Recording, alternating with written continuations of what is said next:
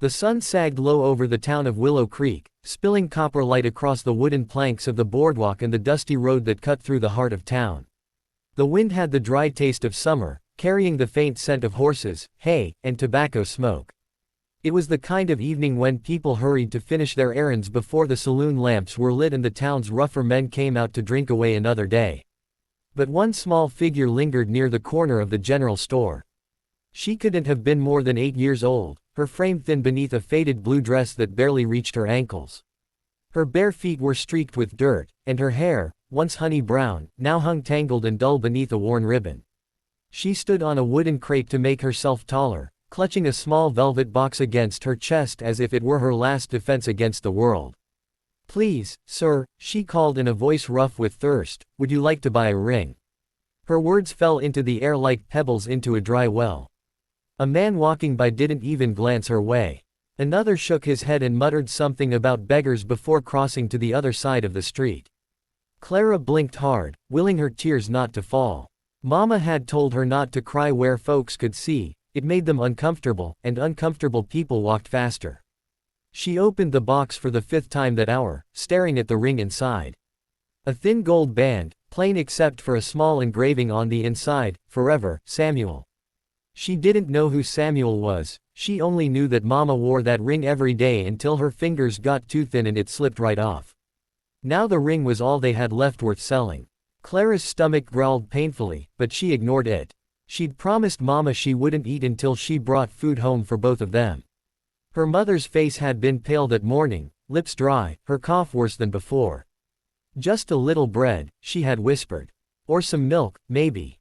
I'll be fine, sweetheart." But Clara knew her mother lied when she said she'd be fine. Grown-ups did that when they wanted to protect you. A gust of wind tugged at her dress, and she shivered, gripping the box tighter. The town had begun to quiet. The general store owner flipped his sign to closed and pulled down the shutters.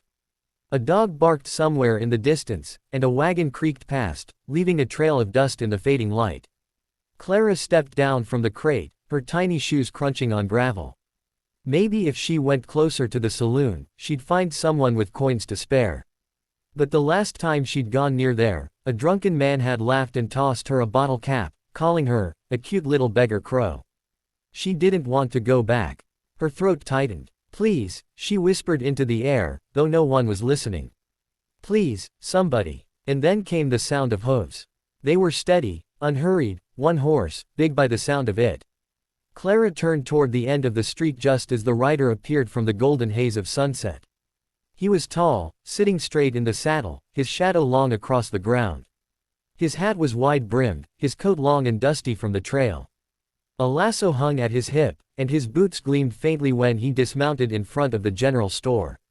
He tied his horse loosely to the post and patted its neck, murmuring something low that made the animal snort softly. Then he turned, and his gaze landed on Clara. For a moment, she froze. His face wasn't cruel, but it wasn't soft either. It was the kind of face that had seen too many miles, too much loss. His eyes were brown, dark and unreadable under the brim of his hat. "What are you selling there, little one?" His voice was deep, calm, like slow thunder. Clara swallowed. "My mama's ring, sir." She lifted the box with both hands, opening it carefully so he could see. "It's real gold," she said. "I'm sellin' it for food." The cowboy didn't move right away. He studied her small, trembling fingers, the ring, the hollows beneath her eyes. Finally, he crouched down to her level, the leather of his coat creaking softly. "Where's your mama?" he asked. "In the old Miller barn," Clara said, voice barely above a whisper. "She's sick. We came here after Daddy." She stopped. The word died hung heavy in her mouth, too big to say. He nodded slowly, his gaze shifting toward the edge of town where the barn stood, a dark silhouette against the fading sun. "You been out here all day?"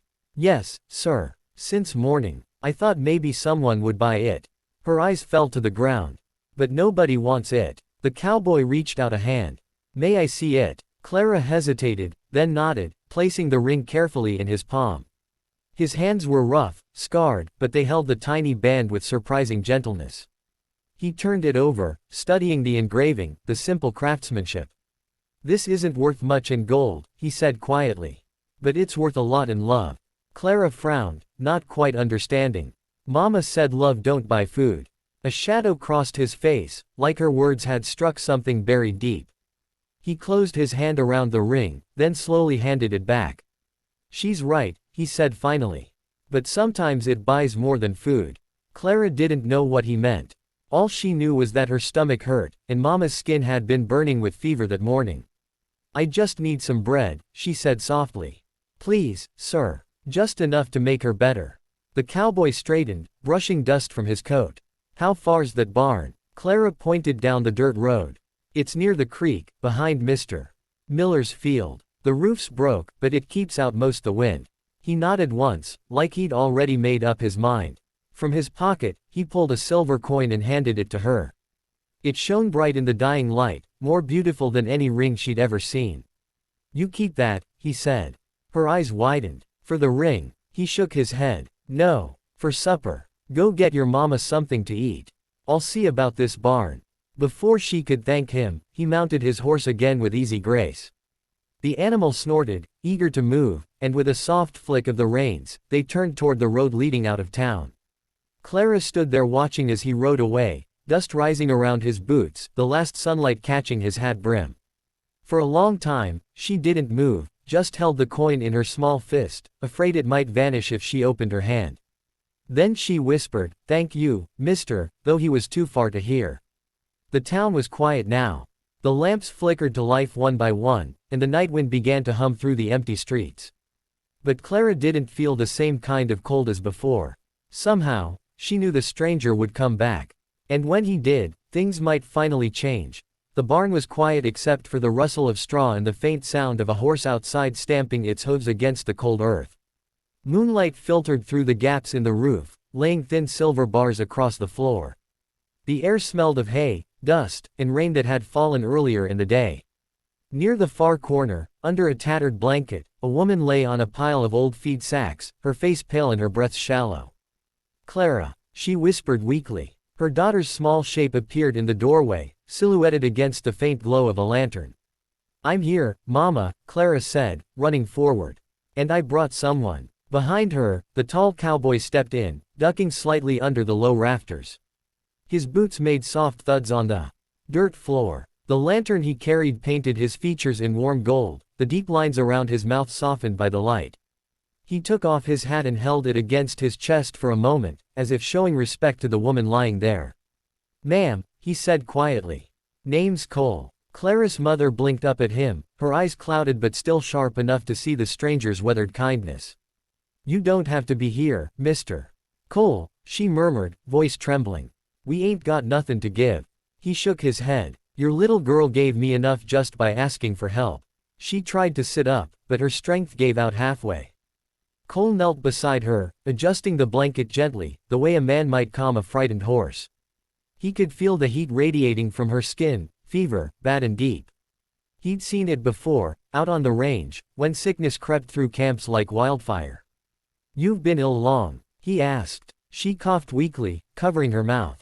Couple weeks. Started after the rains. Been tryin' to keep goin', but, her voice faded to a whisper. Clara knelt beside her mother, clutching her hand. I tried to get food, Mama. I found this man. He gave me a coin. She held it up proudly. And he said he'd help. Cole reached into his saddlebag and pulled out what he had brought, a loaf of bread wrapped in cloth, a small tin of beans, and a strip of dried jerky. He placed them on a wooden crate near the blanket. The smell of the bread filled the air, soft and warm, and Clara's stomach growled so loudly that it made Cole smile despite himself. Go on, little one, he said softly. Eat. Clara looked to her mother for permission. Mrs. Turner nodded weakly, and the child tore into the bread, her hands trembling with hunger. She broke off a piece and held it to her mother's lips, but the woman shook her head. You eat first, sweetheart. Cole watched the exchange silently. There was something sacred about it, the way the mother's love refused to die even as her body weakened. It stirred something in him, something he hadn't felt in a long time. He took the lantern and set it on the ground beside them, then reached for a small flask of water he'd brought. Here, he said gently, offering it to Mrs. Turner. Drink slow. She sipped carefully, closing her eyes as if the water were a luxury she'd forgotten existed. When she handed it back, her hand brushed his, and she whispered, "You're too kind, sir." "Just doin' what's right," he replied. She smiled faintly, though her lips trembled. Not many folks do what's right anymore. Cole didn't answer. He looked around the barn, at the sagging roof, the broken boards, the wind whistling through the cracks.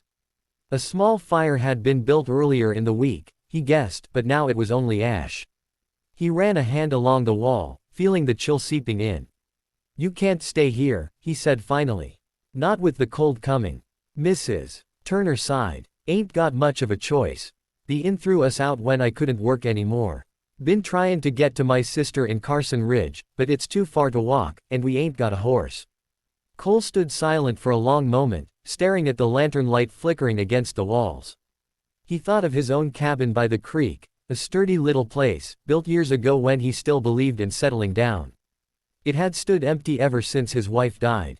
He'd told himself he preferred it that way, that the quiet was better company than ghosts. But now, looking at the frail woman and her brave little girl, he felt something shift in his chest. "You got any family close by?" he asked. The woman shook her head. "Just the sister, and she's 2 counties over. Ain't seen her in years." Cole nodded slowly. Then he turned toward the barn doors, as if making a decision that didn't need words. "There's a cabin on my land," he said. "Down by the creek. It's empty but solid. Stove works fine, and there's a bed. You'll stay there until you're better." Mrs. Turner's eyes widened in disbelief. We can't take that from you." He met her gaze firmly. "You're not talkin' anything. You're earnin' a bit of peace, same as anyone deserves." Tears welled in her eyes, slipping down her pale cheeks. "Why would you do this? You don't even know us." Cole looked at the floor for a moment before answering. "Maybe because once, somebody did it for me when I didn't deserve it either." The wind moaned softly through the cracks in the barn walls. Outside, the horse snorted, pawing at the dirt as if impatient for the road. By dawn, the pale light of morning crept across the horizon. The air was crisp, filled with the promise of change. Cole had saddled his horse and loaded a small cart with blankets, food, and supplies. Clara helped her mother to her feet, wrapping her in one of Cole's spare coats that nearly swallowed her whole. The ride to the cabin was slow, but gentle. Cole rode ahead, clearing the path where it had grown over with weeds. The land stretched white and golden around them, dotted with wildflowers and the occasional hawk circling overhead. Clara sat beside her mother in the cart, clutching her hand, her eyes wide with wonder. When the cabin finally came into view, her breath caught. It was small but sturdy, with smoke already curling from the chimney where Cole had started a fire before dawn. A stream ran nearby, glittering under the sunlight, and the air smelled of pine and wet earth. "This is it," Cole said, dismounting. "Ain't much, but it's safe." To Clara, it was more than safe, it was beautiful. Her mother stood shakily beside her, tears streaming down her face as she whispered, "It's a home." Cole carried her inside, setting her gently on the bed by the window. The fire crackled warmly, and the room filled with the scent of fresh bread and wood smoke. He took something from his coat pocket, the little velvet box with the ring inside. "I believe this belongs to you," he said quietly, holding it out. Mrs. Turner stared at it, then shook her head. "You bought that from my daughter, didn't you?" "No," he said softly, closing her fingers around it. "I didn't buy it. I just kept it safe. You wear it again when you're strong enough." She looked at him through tears, too moved to speak. Cole tipped his hat, stepping back toward the door.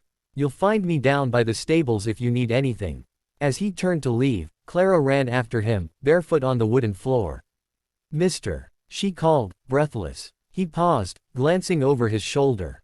"What's your name?" she asked, smiling for the first time in days. He smiled faintly beneath the brim of his hat.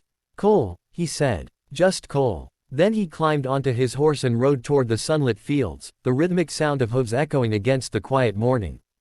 Inside the cabin, Clara looked up at her mother, who was holding the ring to her heart. "He's a good man, ain't he, Mama?" Her mother nodded through tears. "He surely is, sweetheart. He surely is." And for the first time in a long, long while, hope settled into that little cabin by the creek, gentle, real, and warm as the morning light.